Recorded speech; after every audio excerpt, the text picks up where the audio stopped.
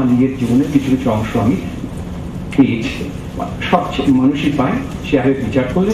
কিন্তু আমি পথের পাঁচালীতে পাইনি। কিন্তু পথের পাঁচালীতে উনি কি পেয়েছেন সেটা ভাবতে ভাবতে ভাবতে ভাবতে লেখাটা তৈরি হয়েছে। আপনাদের পড়ে শোনাবো। তাতে একটু আপনাকে আবার বলেছি আপনাদের যে যদি কোনো অসুবিধা হয় আপনারা মাফ করবেন, কারণ এই প্রথম দেখছে এইভাবে এই আকারে। তাহলে শুরু করছি। আমার লেখার এই ভাষণের নাম দিয়েছি পথের পাঁচালী আবিষ্কার। এটা নিয়ে একটা সমস্যা হচ্ছে, অনেকে জানতে চেয়েছে সংগঠকের কাছে যে পথের পাঁচালী আবিষ্কার বলছেন কেন। তো তখন আপনি যখন বলে আমি বলেছিলাম যে এটার জন্য ওই ভাষণটা শুনতে হবে অথবা এই লেখাটা পড়তে হবে। আমি শুরু করছি।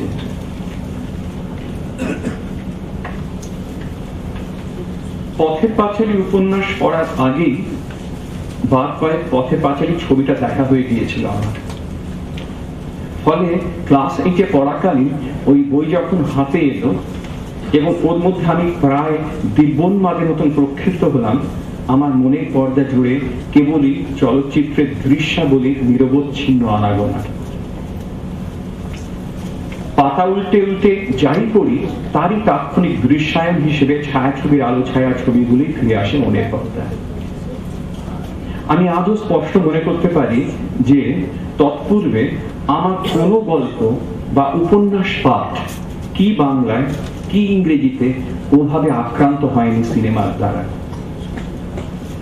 আর এও মনে করতে পারি যে 1955 যখন পথের পাঁচালীর প্রথম মুক্তিতে সেই ছবি আমি দেখতে যাই, তখন আমি অবিকল অতুল পরিষদ। তাতে এক সমবয়সী ছেলের অবিশ্রান্ত দুঃখ ও দারিদ্র্যের জীবন দেখতে দেখতে কান্নায় বুক ভাসিয়ে ফেলেছিলাম। আমার জীবনের সঙ্গে সেই জীবনের কোনোই মিল ছিল না, তবুও ছবিটাকে আমি দেখেছিলাম লেখক ইতালো কালভিনোর একটি ধারণা ধার করে বলতে অটোবায়োগ্রাফিক্যালি, আত্মজীবনী পাঠের ধারায়। 1961-তে উপন্যাসটা পড়ার আগে আরও বার দুয়েক ছবিটা দেখা হয়ে গিয়েছিল বলে আমার বই জুড়ে একটি চলচ্চিত্র বিস্তারিত ছিল।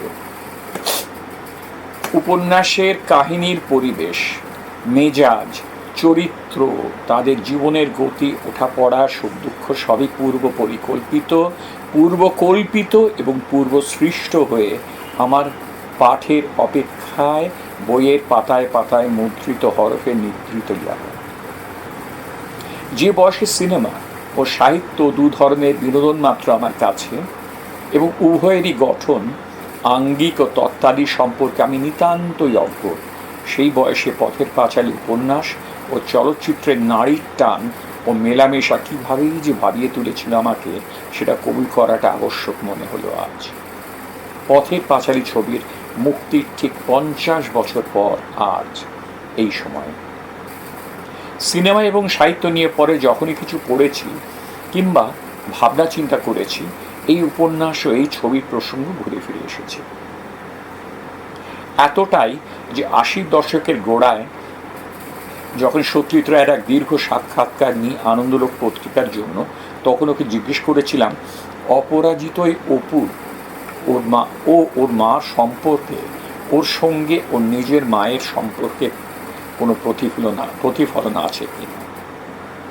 প্রশ্নটা শুনে উনি যে খুব অবাক হয়েছিলেন বলা যায় না, তবে হেসে বলেছিলেন, না, আমার সঙ্গে মায়ের সেই দূরত্ব তো তৈরি হয়নি কখনো, আর আমি ওকে ছেড়ে কোথাও থাকিও নি। এর অনেক পরে মাই ডেজ উইথ অপু যখন লিখলেন, দেখলুম অপু ত্রয়ী তৈরি করবার সঙ্গে সঙ্গে তিনি বই ও ছবিটির সঙ্গে অটোবায়োগ্রাফিক্যালি কীভাবে জড়িয়ে পড়লেন তার বিস্তীর্ণ ইঙ্গিত রেখেছেন লেখায়। পথের পাঁচালীর সারাংশ করে সত্যজিৎ ইলাস্ট্রেশন দিয়ে যখন মাটির ভেপু বই হচ্ছে, তখন থেকে যেন অপুর সঙ্গে তার গড়ে ওঠার পর্ব জারি হচ্ছে। 8 বছর বয়সে সিনেমার অপুকে দেখে কেন একটা সম্পর্ক পাতিয়ে ফেলতে পেরেছিলাম, যদিও ছেলেটির সঙ্গে আমার জীবন ও পরিস্থিতি তার কিছুই মেলে না। আর অপুর জীবন ও পরিস্থিতির প্রায় বিপ্রতীপে দাঁড়িয়ে কেন চলচ্চিত্রকার নায়ক চরিত্রটিকে নিছক কাল্পনিক এক চরিত্র বলে দূরে সরিয়ে রাখতে পারছেন না, এই ব্যাপারটা ক্রমশ আমাকে ভাবিয়েছে। যবে থেকে আজকের এই আলোচনার জন্য টুকরো টুকরো নোট নেওয়া আরম্ভ করি। মূল আলোচনা যাওয়ার আগে আর একটা ছোট্ট স্মৃতির কথা বলি। 1957 কি 58 কলকাতায় দ্য ফ্যামিলি অফ ম্যান বলে এক মস্ত আলোকচিত্র প্রদর্শনীর আয়োজন হয় ইডেন গার্ডেনে, যেখানে মানুষ ও তার সমাজ নিয়ে ফটোগ্রাফির যে আশ্চর্য বিস্তার তা মেলে ধরা হয়েছিল, তা দেখতে দেখতে ওই বাল্যেই একেবারে আপ্লুত হয়ে গিয়েছিলাম। স্থির আলোকচিত্রের ওই মেলাতে হঠাৎ এক কোণে এসে বলতেন এই স্তব্ধ হয়ে গেলাম। তখনও পথের পাঁচালীর অজস্র দৃশ্য আমাকে তাড়া করে ফিরছে, আর তারই মধ্যেকার অপু, দুর্গা, সর্বজয়ার ওই সংবদ্ধ হাসি খুশি পারিবারিক মুহূর্ত এক পূর্ণ কাহিনীর চেহারা নিয়ে ফুটে রয়েছে স্টিল ফটোগ্রাফ করে। আমি ছবির সামনে থেকে নড়তে পারছি না। একবার ভাবছি সিনেমার একটা দৃশ্য কেন স্থির চিত্র হলো, আর তারপরেই ভাবছি সত্যি তো এই তো মানুষের পরিবারের সবচেয়ে সুন্দর মুখ। মাই ডেজ উইথ অপু বঙ্গানুবাদ পড়তে গিয়ে সত্যজিতের একটি স্মৃতিচারণায় ফের ওই স্মৃতিতে ফিরে গিয়েছিলাম। পাঁচালীর সূচনা পর্ব নামের পরিচ্ছেদে যেখানে তিনি লিখছেন, ক্যামেরার কাজ সম্পর্কে ইতিমধ্যে একটা স্পষ্ট ধারণা আমার হয়েছে। আমার ছিল সেকেন্ড হ্যান্ড একটা লাইকা। অঁরি কার্তিয়ে-ব্রেসোর যে সেরা ফটোগ্রাফার, এটা বুঝে তাকে শ্রদ্ধা করতে শুরু করেছি।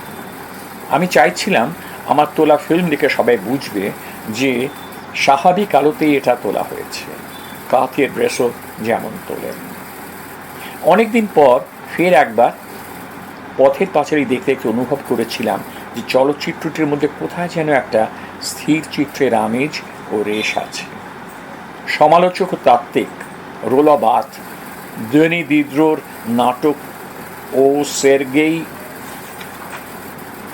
আইজেনস্টাইনের সিনেমায় যাকে ট্যাবলো প্রবাহ বলেছেন, ঠিক তেমন কিছু নয়। পথের পাঁচালীকে প্রবহমান পূর্ণ দৃশ্যের সমারোহ ভাবতে আমার একেবারেই মতে নেই, যদিও ঘটনা এই যে সত্যিই তার ছবির চিত্রনাট্য হিসেবে ব্যবহার করেছেন অজস্র দৃশ্য ও মুহূর্তের স্কেচ। ছবিটার নানা পর্বে কাহিনীর বাঁকে, কাহিনী ও চলচ্চিত্রায়নে মেধা ও অভিকর্ষে আপনা থেকে গড়ে ওঠে ও স্থির হয়ে দাঁড়ায় এমন সব দৃশ্য। কার্তিয়ে-ব্রেসো যাকে বলেছেন ডিসাইসিভ মোমেন্ট, অমোঘ মুহূর্ত। ফটোগ্রাফির ক্ষেত্রে এই মুহূর্তটি এক ধরনের পড়ে পাওয়া 14 আনা ঘটনা, দৃশ্য, নিরীক্ষণের অলৌকিক সমাপতন, যা সম্পূর্ণ প্রস্তুতিবিহীন। পথের পাঁচালী চলচ্চিত্রের এইসব ডিসাইসিভ মোমেন্টস সত্যিতে সুদীর্ঘ রেওয়াজ, প্রস্তুতি ও মনের মধ্যে বিষয় প্রতিপালনের ফলশ্রুতি। তবু অপুর পাঁচালী পড়তে পড়তে দেখতে পাচ্ছি এরকম অনেক আশ্চর্য মুহূর্তের কিছু কিছু আবার সম্পূর্ণ সংগঠিতও নয়, তার অনেকাংশে পরিচালকের আবিষ্কারও। সে প্রসঙ্গে পরে আসছি।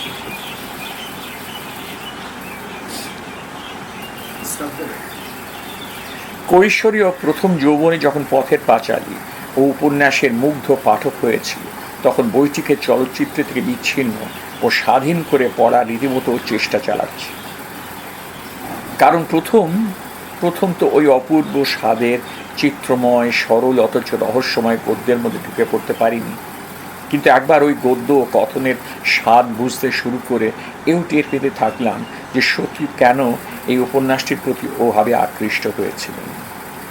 খুব মন দিয়ে পথের পাঁচালী ও তার পরেই অপরাজিত উপন্যাসটি পড়তে পড়তে এ উপলব্ধি করলাম সত্যজিতের অপরাজিত ও অপুর সংসার কি লক্ষণীয় রকম ভিন্ন প্রথম ছবিটির থেকে। Pather Panchali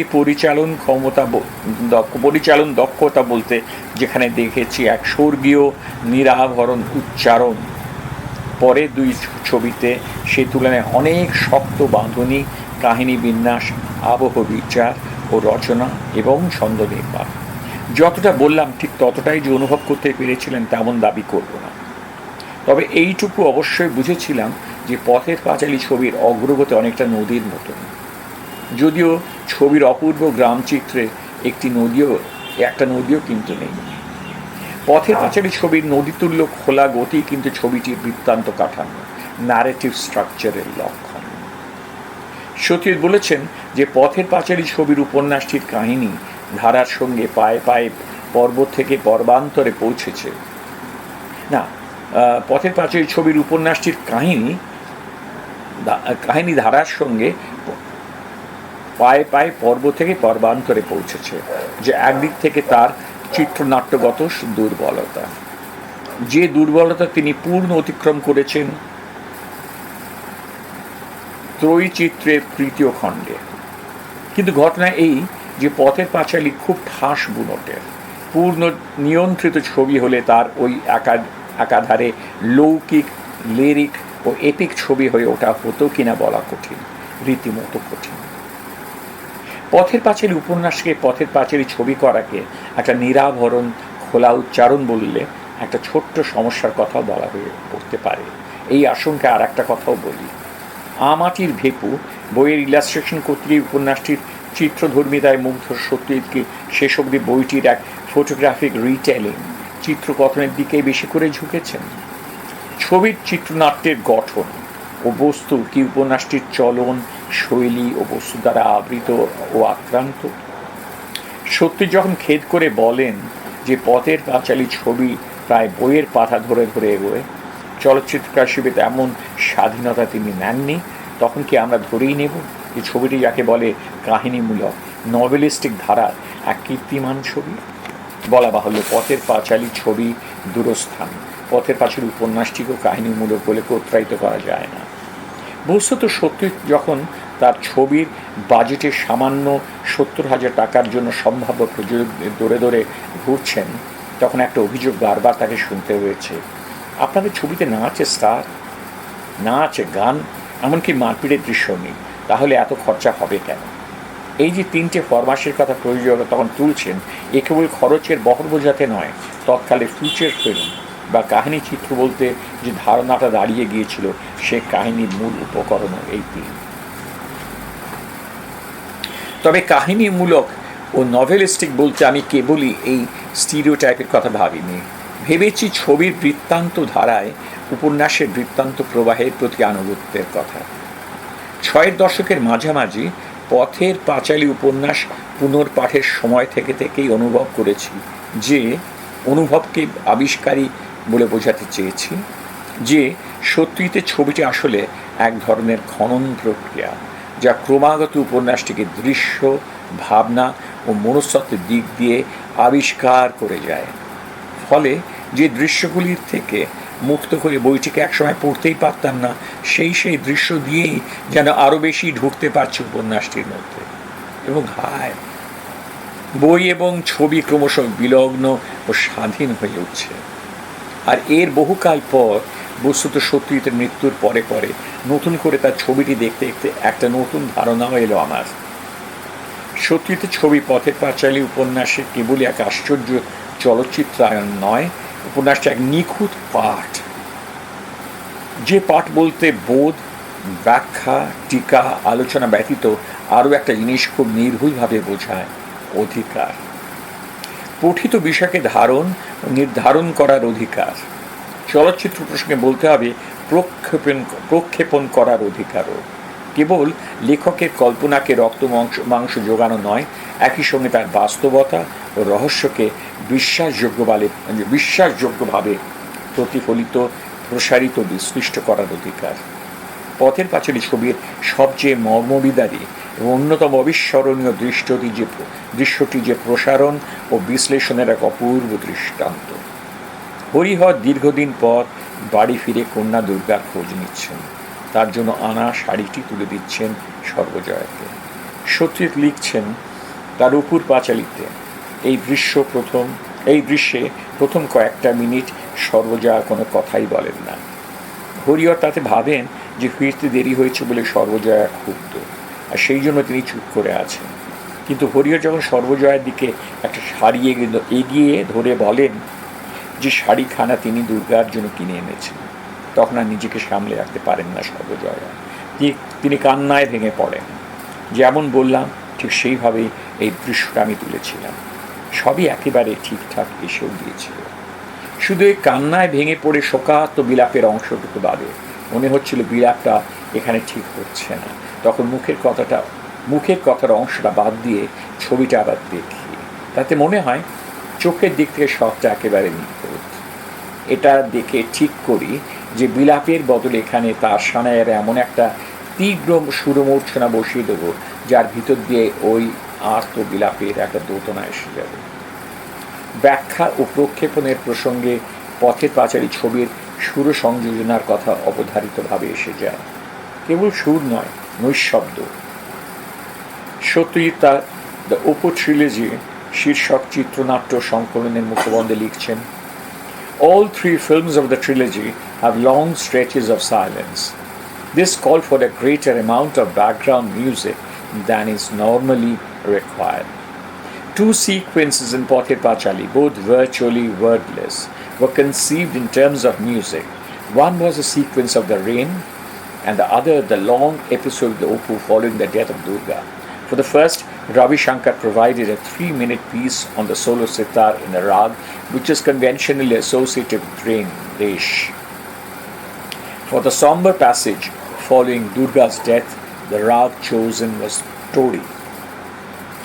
Music also played a crucial part in the scene where Sarvajoya's pent-up feelings are released in a flood of tears as Harihar shows her the sari he has brought for Durga. Here, instead of the sound of weeping, we hear the Dilruba's soulful lament in the upper reaches of the rag Potterdeep.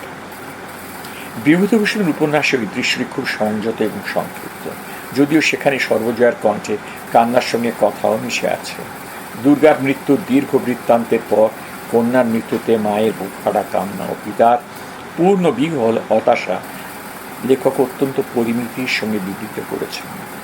লেখকের ভাষায় সেই দৃশ্যটি ছিল এরকম, হরিহর হাসিয়া বলিল, বাড়ির সব ভালো? এরা সব কোথায় গেল? বাড়ি নেই বুঝি?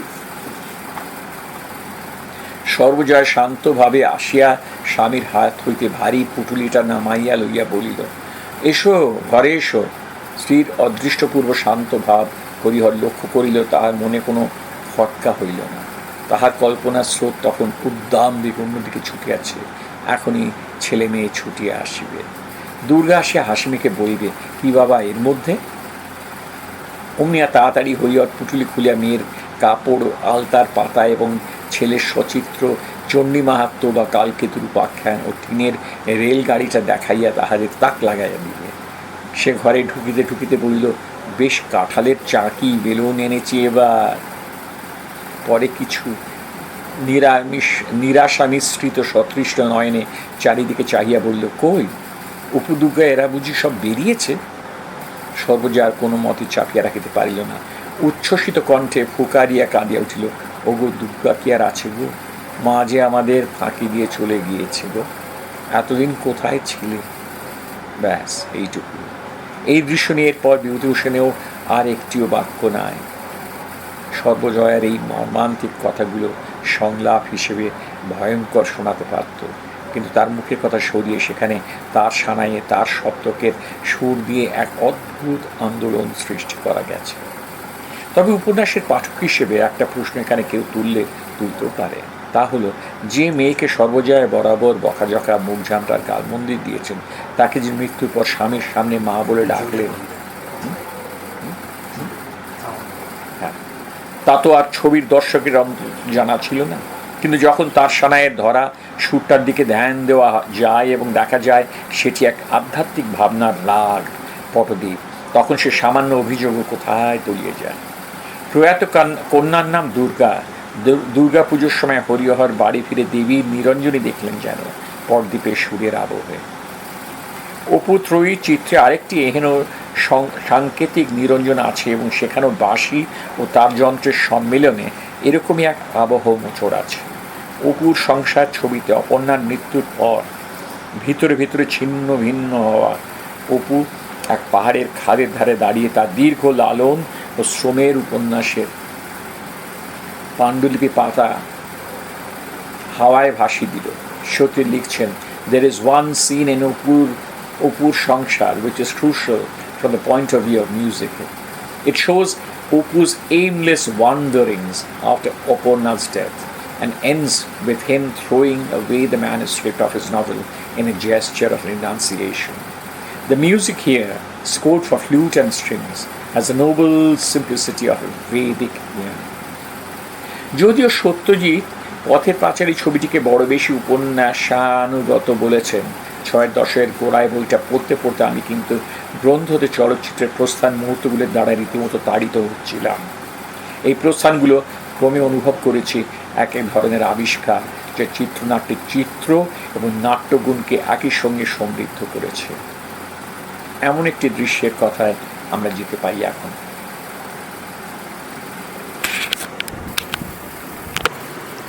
পথের পাঁচালী চিত্রনাট্যের ব্যাপারে একটা গুরুত্বপূর্ণ তথ্য এখানে সত্যজিৎ রায় নিজের কথায় শুনিয়ে রাখি, যদিও ব্যাপারটা হয়তো অনেকেরই অভবিষ্যৎ জানা।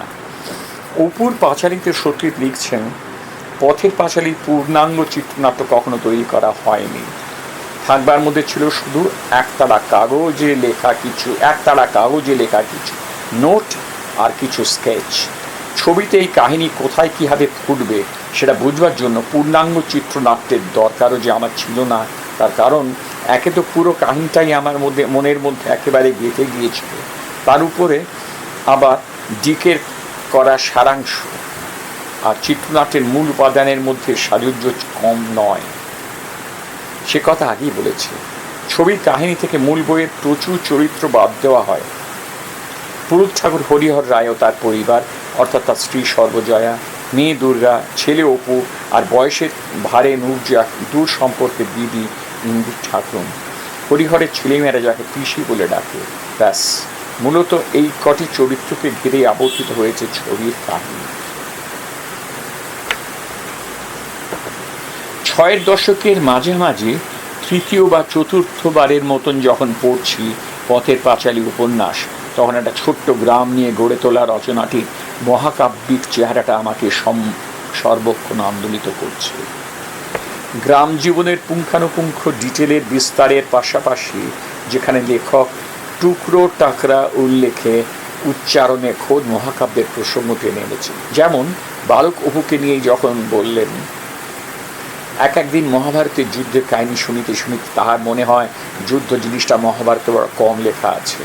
ইহার অভাব পূর্ণ করিবার জন্য এবং আশ মেটাইয়া যুদ্ধ জিনিসটা উপভোগ করিবার জন্য সে এক উপায় বাহির করিয়াছে।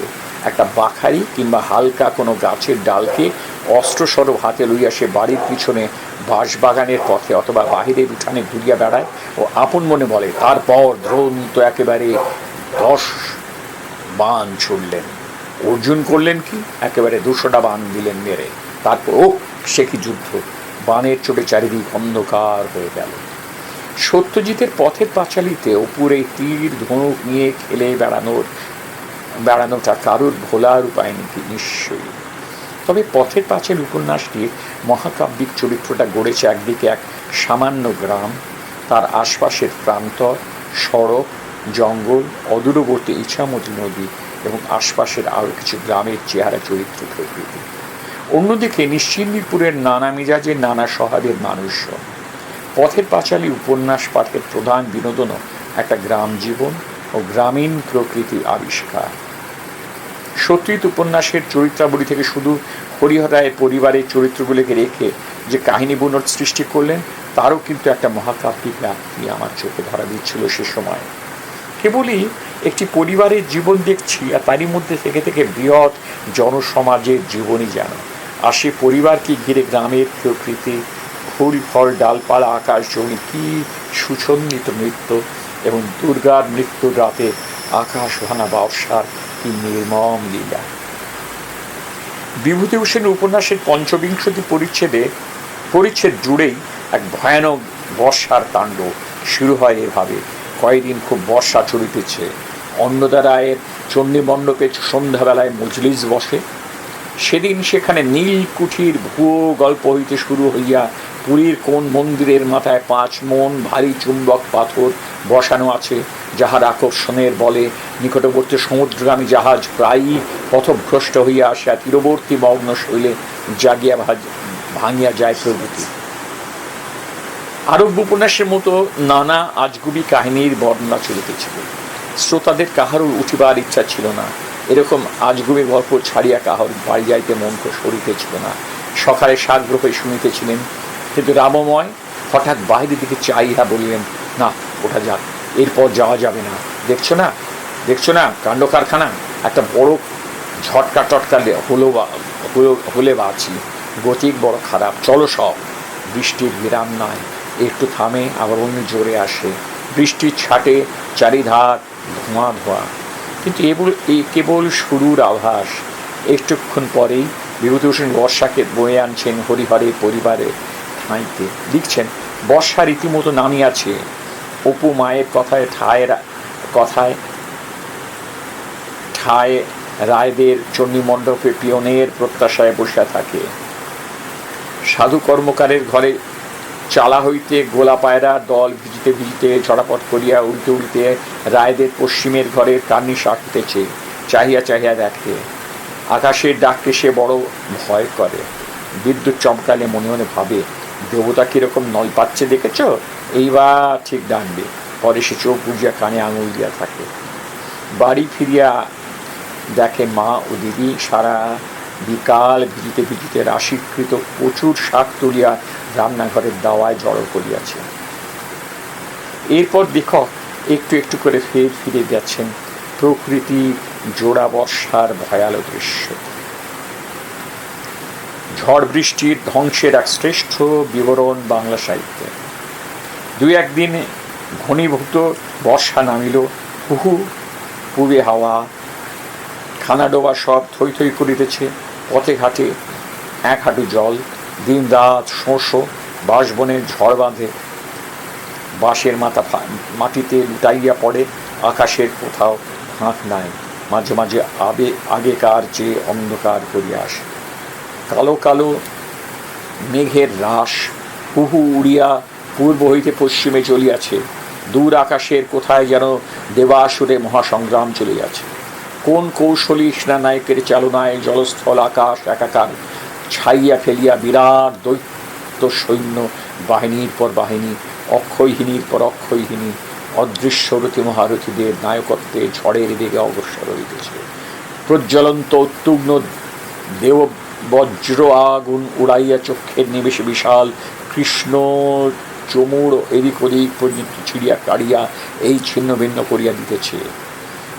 এই আবার কোথা হইতে রক্তবীজের বংশ করাল কৃষ্ণ ছায়া পৃথিবী অন্তরিক্ষ অন্ধকার করিয়া ঘিরে আসিতেছে।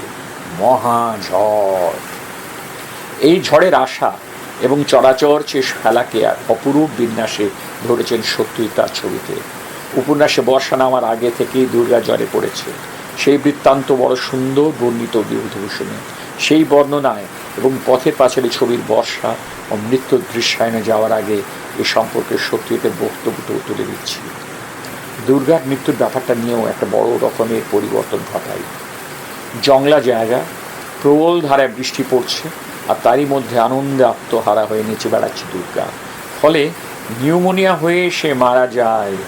কিন্তু বৃষ্টিতে ভেজার ফলেই যে তার মৃত্যু ঘটল মূল বইয়ে তা দেখানো হয়নি। ঝড়ের দৃশ্যের পরে পরই তার অসুস্থ হওয়া, এটা আমিই দেখাই। জঙ্গলে ঝড় বাদলের মধ্যে তার ওই আত্মহারা নাচ দুর্গার মৃত্যুর প্রত্যক্ষ কারণ হিসেবে এটাকেই আমি তুলে ধরি। বিভূতিভূষণ দেখিয়েছেন জ্বরে বিছানা নিয়েও ঝড়ের চেহারা দেখার স্বাদ থেকে গেছে দুর্গার। বর্ণটা কীরকম?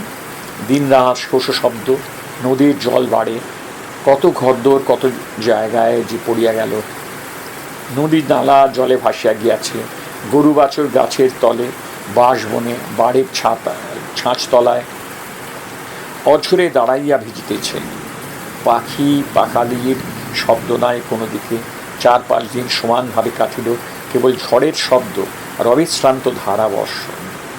অপু দাওয়ায় উঠিয়া তাড়াতাড়ি ভিজা মাথা মুছিতে মুছিতে বলিল, আমাদের বাঁশতলায় জল এসেছে দিদি, দেখবি? দুর্গা কাঁথা মই দিয়া শুইয়াছিল, না উঠিয়াই বলিল, কতখানি জল এসেছে রে? বউ বলল, তোর জ্বর সারলে কাল গিয়ে দেখে আসিস। তেঁতুলতলার পথে হাঁটু জল। পরে জিজ্ঞাসা করে, মা কোথায় রে? সত্যজিৎ সুন্দর করে বর্ষায় ভিজালেন অপু আর দুর্গাকে। বর্ষা ও ঝড়ের ভীষণ যুগলবন্দির মধ্যে এক টুকরো অনুপ্রাণিত নাচ যেন, ভয় বিপন্নতার মধ্যে কীরকম আবছা উল্লাস। সত্যিতে স্কেচ এবং নোট এবং ছবি দেখে দেখে পরবর্তীকালে যে ইংরেজি স্ক্রিপ্ট তৈরি করা হয়েছিল সেখান থেকে উদ্ধৃত করছি। Apu stands shivering under the cool tree, calling out to Durga, but Durga her restless spirit moving with the wind and the rain, bends her head low, her hair streaming in front of her, and swings round over and over again in a wild dance. She lifts her face to the sky, shutting her eyes, and receives in silent ecstasy the torrential rain that falls over her. Cold and wet, hugging himself against the rain, Opu watches his sister, smiling through his chattering teeth, as she sticks her tongue out and shakes her head defiantly. The smile flickers, for it is cold with the east wind driving the spray and the branches of the cool tree. Finally, Opu stands, looking miserable, waiting for Durga to finish a wild game with the rain. Her hair streaming, her head bent low as she turns round and round till the noise of the storm and the rain grows louder and more menacing. Now she starts running through the open field, the rain hammering down on her, her palms pressed against her ears to shut out the persistent drumming of the rain. She runs to Opu under the tree and pulls him up with her to a higher perch, holding him close and covering him with the end of a wet sari. The noise of the rain merges with the roaring sound of thunder. Opu covers his ears. Even Durga has had enough of the rain. To keep their courage up, she starts chanting an old rhyme that will magically take the rain away. The rain lashes the leaves of the cool tree. The wind hisses and moans around the children. Durga hugs her brother and chants her rhyme in bright earnest, stopping to sneeze every now and then. আর এখান থেকে কাট করে কোন ঋষি নিয়ে যাচ্ছেন আমাদের Satyajit? Durga lies in bed with a fever. The village doctor, a thin old man, looks grave as he listens to his stethoscope. আজ এতদিন পর পথের পাঁচালী ছবি বই নিয়ে ভাবতে গিয়ে রীতিমতো অবাক হচ্ছি কেন 17-18 বছর বয়সে বই থেকে ছবির আপাত প্রস্থানগুলি নজর করতে গিয়ে প্রধানত দুটি মৃত্যুর পরিবেশ ও দৃশ্য নিয়ে এত আলোকিত ছিলাম। তার অপুর পাঁচালী তো দেখছি সত্যিই এই দুটি মৃত্যুর দৃশ্যায়ন নিয়ে তার নিজস্ব ব্যাখ্যা বিশদে লিখেছেন। একটি মৃত্যু দুর্গা, যা নিয়ে এইমাত্র বললাম। দ্বিতীয় মৃত্যুটি ইন্দির ঠাকুরের এক অপরূপ সিনেম্যাটিক ক্রিয়েশন। ইন্দির ঠাকুরের মৃত্যুর দৃশ্যে যাওয়ার আগে একটা কথা ফের বলে নিতে চাই, কারণ আলোচনার বিষয় হলো আবিষ্কার। অপু দুর্গার ইন্দির ঠাকুরকে মৃত অবস্থায় খুঁজে পাওয়াটা বাল্যকালে দেখার সময় ভয় ও দুঃখের চেয়ে ঢের বেশি যেন একটা মনের মধ্যে ঘটেছিল, তাহলে বিস্ময় বোধ। তার আগে আমিও সচক্ষে মৃত্যু দেখিনি, যা দেখেছি নাটকে বা সিনেমায়, যেমন রোমিও অ্যান্ড জুলিয়েটে। রোমিও অ্যান্ড জুলিয়েটে নায়ক নায়িকার মৃত্যু দেখে বুঝেছিলাম এবার ছবি শেষ হয়ে যাবে, কিন্তু মৃত্যু হিসেবে মৃত্যু যেমন মৃত্যু মানুষের জীবনে ঘটে, তা কি জীবনে কি সিনেমায় প্রথম দেখলাম পথের পাঁচালীতে। আমার মনে আছে আমার বাবা সে সময় তার চেম্বারে যারাই মামলা নিয়ে রাজনীতির কারণে বা এমনি ডাকে সাক্ষাতের জন্য আসতেন, তাদের পথের পাঁচালী দেখার জন্য পরামর্শ দিতেন। বলতেন, যাও দেখে এসো, বিভূতিবাবুর উপন্যাস নিয়ে একটা নতুন ছেলে কি ভালো ছবি করেছে। বইগত প্রাণ বাবা সে সময় বেশ কিছু বছর পর ওই ছবিটা দেখেছিলেন এবং এর কয়েক মাসের মধ্যে ডিসেম্বরে তিনি দেহরক্ষা করেন। আর তখন আমার প্রথম বাস্তবে মৃত্যু দেখা হলো। আমার কিন্তু তখনও সম্পূর্ণ ধারণা ছিল না যে মানুষ কি অবলীলায় সংসারের মায়া কাটিয়ে চলে যায়। অপুর পাঁচালীতে সত্যি বেশ সরলভাবেই কবুল করেছেন যে প্রথম দিন অভিজ্ঞতা থেকে টের পেয়ে গিয়েছিলেন যে কাজ করতে করতেই শেখার কাজটা চলতে থাকবে। এই শেখার মধ্যে ছিল ওর গ্রাম জীবনকে প্রত্যক্ষ জানা এবং সেই জানাকে ওর পথের পাঁচালী উপন্যাস পাঠের সঙ্গে মিলিয়ে দেওয়া। যে দুটি মৃত্যুর দৃশ্য সেই বাল্যেই আমাকে বিদ্ধ করেছিল এবং এই 50 বছর পরেও সেই প্রথম দর্শনের মতোই তীক্ষ্ণ থেকে গেছে। সত্যি তো একটু একটু করে তৈরি হয়েছিলেন সে বাস্তবতায় সম্মুখীন হওয়ার জন্য। তার নিজের কথায়, বছরের পর বছর হলিউডের ফিল্ম দেখেছি আর অন্ধকার হলে বসে খুঁটিনাটি কত কিছু নোট করেছি। তাতে মোটামুটি জানা গেছে যে ছবির বিষয়টা মার্কিন জীবনের হলে তার শুটিং কীভাবে করতে হয়। সেক্ষেত্রে ভারতীয় জীবন, বাঙালির জীবন, সর্বোপরি গ্রাম জীবন নিয়ে কীভাবে ছবি তুলতে হয়, এইটা আমার জানা দরকার। কয়েকটা দৃশ্যের কথা বলি। রেলগাড়ি, ইন্দির ঠাকুরের মৃত্যু, দুর্গা হার চুরি করেছে শুনে চুলের মুঠি ধরে তার মা তাকে বাড়ি থেকে বার করে দিচ্ছে, বৃষ্টির মধ্যে দুর্গার উচ্ছল নাচ, তার অসুখে পড়া, মারা যাওয়া, পরিবারে ফিরে আসা, ফিরে এসে দুর্গার মৃত্যুর খবর শোনা, সর্বজয়া কান্নায় ভেঙে পড়া, এর প্রতিটি অতি কঠিন দৃশ্য, আর এগুলির সবই রয়েছে ছবির দ্বিতীয়ার্ধে। কিন্তু গ্রাম জীবন বলতে যে ঠিক কী বোঝায় সে বিষয়ে অন্তত তখনও পর্যন্ত কোনো প্রত্যক্ষ অভিজ্ঞতা আমার ছিল না। বংশী যখন বোড়ালের বাড়িটা নিয়ে তার কাজ করছিল, তখন অবশ্য মাঝে মাঝে সেখানে গিয়েছি। সেখানকার লোকজনদের সঙ্গে কিছু কিছু পরিচয় হয়েছে। তারা তাদের বাড়িতে নিয়ে গিয়ে চা আর ঘরের তৈরি মিষ্টির যে আমাদের খাওয়ায়নি তা নয়, ফলে উপন্যাসের মধ্যে জীবনের বর্ণনা পাচ্ছি আমরা, ধীরে ধীরে তার সম্পর্কটা ধারণা আমাদের গড়ে উঠেছে। সাইট অ্যান্ড সাউন্ডে আমি তো লিখেইছিলাম যে এই কাহিনীর যেটা বীজ, তার বিষয়ে কোনো প্রত্যক্ষ ধারণা আমার ছিল না, ফলে মূল বইয়ে যে বর্ণনা পাচ্ছি তারই উপরে নির্ভর করতে হয়েছে আমাকে। বইখানিকে অবশ্য বাংলার গ্রাম জীবনের বিশ্বকোষ বললেই হয়, তবে শুধু তারই উপর নির্ভর করলে যে চলবে না তাও আমি জানতাম। আরও বহু জিনিস আছে যা আমার নিজেকে আবিষ্কার করতে হবে। গ্রামের মানুষের জীবনযাত্রাকে ঠিকমতো বুঝতে গিয়ে দেখলাম আমার চোখের সামনে এক আশ্চর্য জগতের দরজা খুলে যাচ্ছে। গ্রাম জীবনের বহু কিছু আবিষ্কার করার পথে নিজেকেও কিছুটা আবিষ্কার করেননি সত্যজিৎ।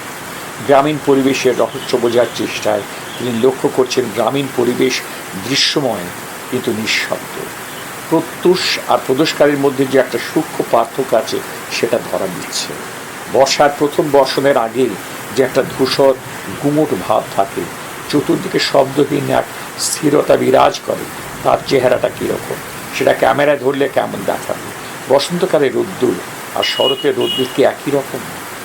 এই প্রশ্ন ওকে ভাবাচ্ছে। তিনি যতই এসব নজর করে দেখেন ততই সে জগতের কাছে ক্রমোন্মোচিত হয়।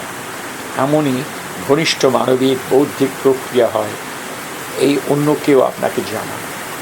ওর যে পথের পাঁচালী চলচ্চিত্রায়িত করার 40 বছর পর তিনি লিখছেন অতি নৈকট্য নাকি বিরূপতার জন্ম দেয়, না তা নয়। আমার ক্ষেত্রে এই নৈকট্য থেকে ভালোবাসার জন্ম দিয়েছিল। গ্রাম জীবনকে আমি ভালোবেসেছিলাম, তাকে বুঝতেও তার সম্পর্কে সহিষ্ণু হতে শিখেছিলাম। পথের পাঁচালী উপন্যাসে ইন্দির ঠাকুরের মৃত্যু হয় 6ষ্ঠ পরিচ্ছেদে। তিনি ছবিতে সত্যই তাকে আরও অনেক দিন বাঁচিয়ে রেখেছেন নানা রকমের নাটকীয় ঘটনায় ভরা পরিবেশ থেকে হঠাৎ করে সরিয়ে দর্শককে নিরাশ করবেন না বলে। এ নিশ্চয়ই একটা কারণ, তবে আরও একটা বড় কারণ, তিনি সর্বজয়ের দ্বারা বিতাড়িত হয়ে ভিন পাড়ায় পালিতদের উঠোনে তাকে মরতে দিতে চান। মূল বইতে তার মৃত্যুর সামান্য পূর্বে অপুর জন্ম হয়েছে, কিন্তু ছবিতে তাকে আরও বছর বাঁচিয়ে রাখার দরুন বাঁশঝাড়েও মৃতদেহ দেখার সুযোগ হলো অপু ও দুর্গা। ইন্দির ঠাকুরের চরিত্রটিকে আরও অনেকখানি খেলানোর দ্বারা দর্শককে মাতানোর পর বালক বালিকার চোখে তার দেহ খুঁজে পাওয়ার দৃশ্য রচনা করে সতীর সিনেমার এক সেরা সিকোয়েন্স উপহার দিয়েছেন জগৎকে। আমার 8 বছর বয়সে স্মৃতি থেকে বলতে পারি যে ইন্দির ঠাকুরের মৃত্যুর যে প্রভাব প্রথম দর্শনে বোধ করেছিলাম তা আজও ছেড়ে যায়নি আমাকে। পরে মূল উপন্যাস পড়ার পরও এই মৃত্যুর রহস্যময়তা থেকে মুক্ত হতে পারিনি। উপন্যাসে ইন্দিরের মৃত্যুতে বড় কষ্ট হয়, সর্বজয়াকে বড় নিষ্ঠুর থাকে, কিছুটা দায়ীও মনে হয় এই মৃত্যুর জন্য। সিনেমায় ওর মৃত্যু কিন্তু বাস্তবিক ওপারের দাগ পাওয়া বলে মনে হয়। উপন্যাসী লেখক জানাচ্ছেন ইন্দির ঠাকুরের মৃত্যুর সঙ্গে সঙ্গে সিন্ধুপুরের গ্রামে শিকারের অবসান হইয়া গেল। সিনেমায় ওর মৃত্যুতে এক লাফে অপু দুর্গা অনেকখানি বড় হয়ে গেল। স্বজন বিয়োগে ব্যথাও বোধ করল এবং কাহিনীর দিক থেকেও একটা মৃত্যু ও বিচ্ছেদের মূর্ছনা ধরা দিতে শুরু করলো কেমন যেন। আপাত সহজ মৃত্যুটা কিন্তু অত সহজ রইল না শেষমেশ। ইন্দিরের সেরা বন্ধু ছিল দুর্গা, তার চলে যাওয়া ক্রমশ জায়গা করলো অপুর সেরা বন্ধু দুর্গার চলে যাওয়া। পথের পাঁচালী পাঠ আমাকে আর একটা ব্যাপারে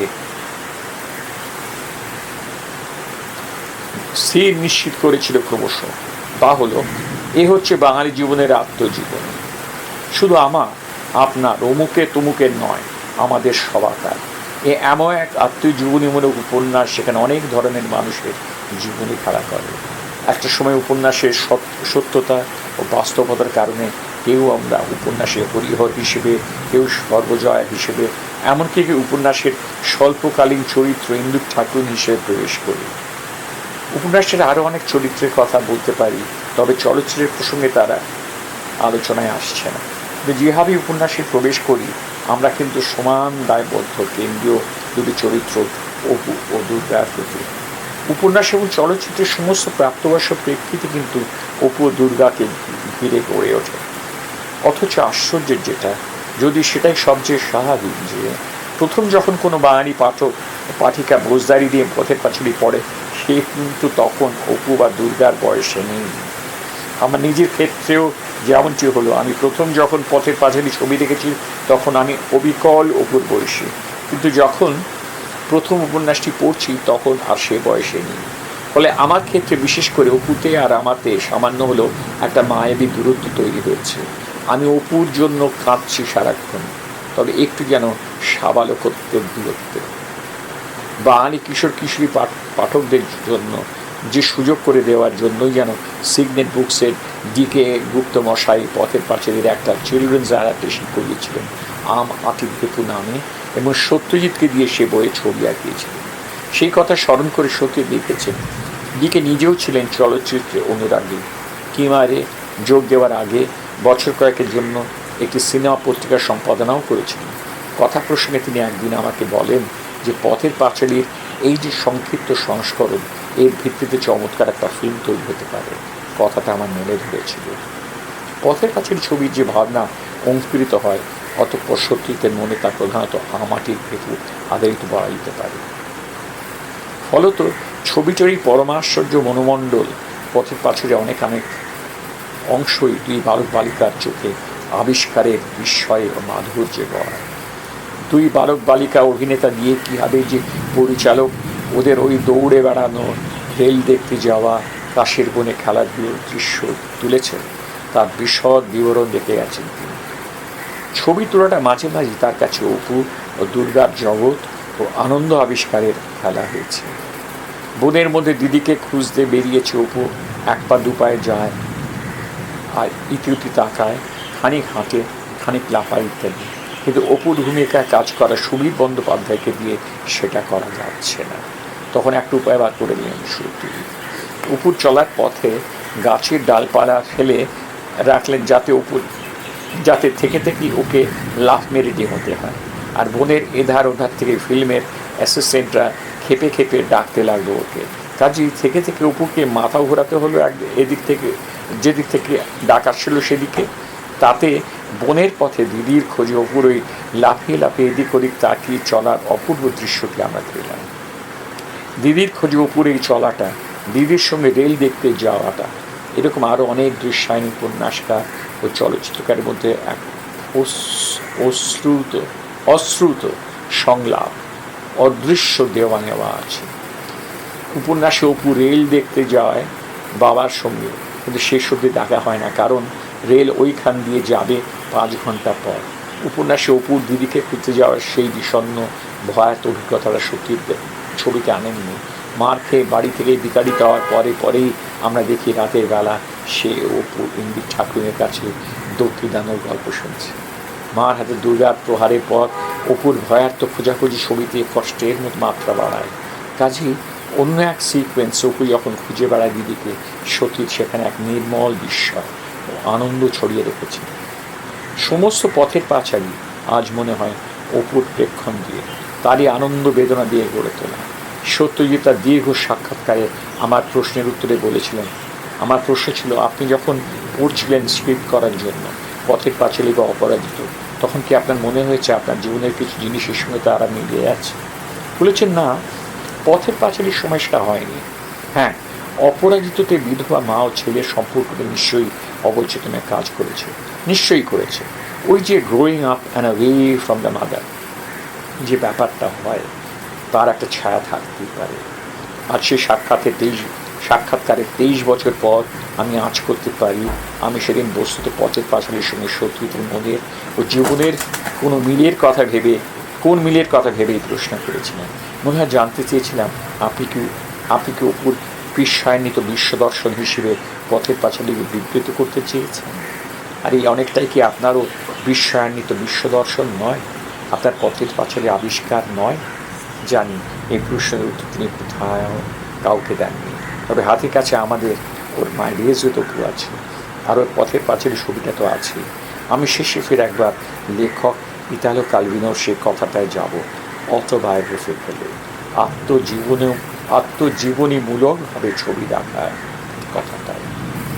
যে রচনাতে তিনি এই ধারণার কথা তুলেছেন, সেই রচনার শিরোনাম সিনেমা গোয়াস অটোবায়োগ্রাফি, একজন চলচ্চিত্রামোদীর আত্মজীবনী। সেখানে তিনি বলেছেন যে ফেদেরিকো ফেল্লিনি এবং তিনি দু ধরনের ইতালীয় সমুদ্রোপকূলবর্তী নগর থেকে উঠে এসে রোম মহানগরীতে আস্তানা গেড়ে নিজের প্রাদেশিক আত্মকথা শুনিয়ে গেছে। ফেল্লিনি তার সিনেমার মাধ্যমে এবং কালভিনো তার লেখালেখির দ্বারা।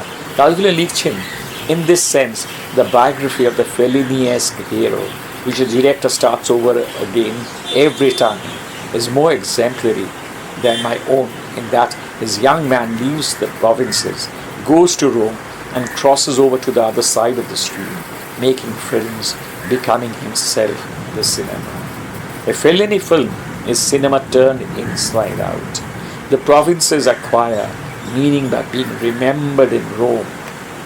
Rome acquires meaning in having arrived from the provinces and between the human monstrosities of the one and the other. A common mythology is established. Pather Panchali ও অপরাজিতকে লেখক বিভূতিভূষণের জীবন থেকে ফলিত উপন্যাস বলা হয়। অপুর চেহারা যে মানুষ গ্রামে জন্মে গ্রামকে জীবনে ধারণ করে শহরে এলেন, সেখানে এক সম্পূর্ণ আধুনিক মন নিয়ে একটু একটু করে লিখে লিখে গ্রামকে তুলে আনলেন শহুরে মানুষের চেতনা উপলব্ধিতে। পরে এক অতীব শহুরে উচ্চশিক্ষিত শিল্পী মানুষ সেই বৃত্তান্তের রূপায়ণের জন্য অদেখা অজানা গ্রামে পৌঁছে গেলেন। এই দুজন কোথায় কোথায় মিলেছেন, কোথায় কোথায় বিচ্ছিন্ন হয়েছেন, সেই মুহূর্ত, পরিবেশ ও পরিস্থিতিগুলো শনাক্ত করাও এক ধরনের আবিষ্কার, আমাদের পথের পাঁচালী আবিষ্কার।